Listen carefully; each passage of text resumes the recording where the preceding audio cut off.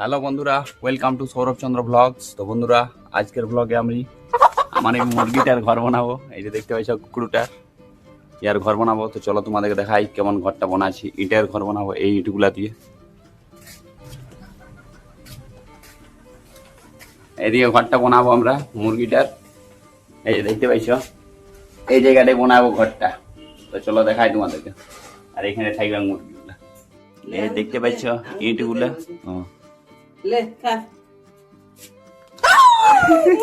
আর বন্ধুরা, আমার মুরগাটা পুরো আঙ্গুর খায়, চাল ফাল খায় না, আঙ্গুর খায় লেখা।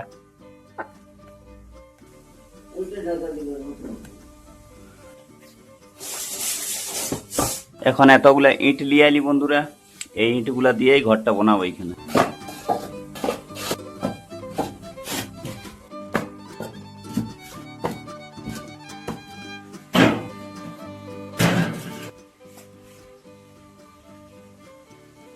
এমনি কিছুটা বন্ধুরা হবে মুরগির ঘর, এটার ভিতরে থাকবে এবার।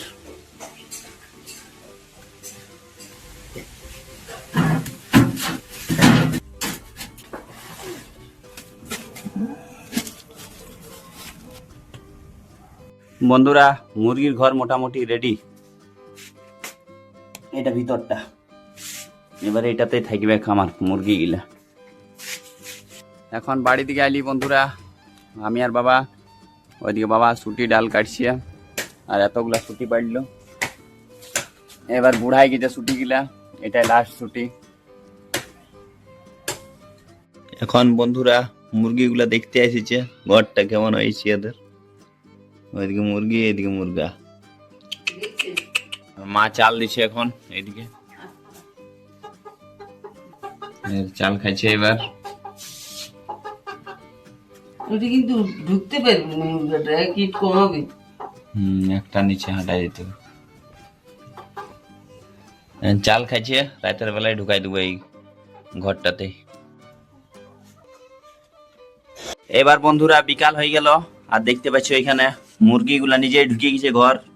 ইয়াদের নতুন ঘর এটা আজকে, এদিকে দেখতে পাইছ। এবার ইয়াদিকে লাগাই দিব মুরগিগুলাকে। এটা কোপাট, একটা ইট দিয়ে দিলি আর একটা ইট দিয়ে দিলি এইখানে। এটা হইলে কোপাট। ভিতর থাই গেল মুরগি। আজকের ভিডিওটা এখানে শেষ করছি।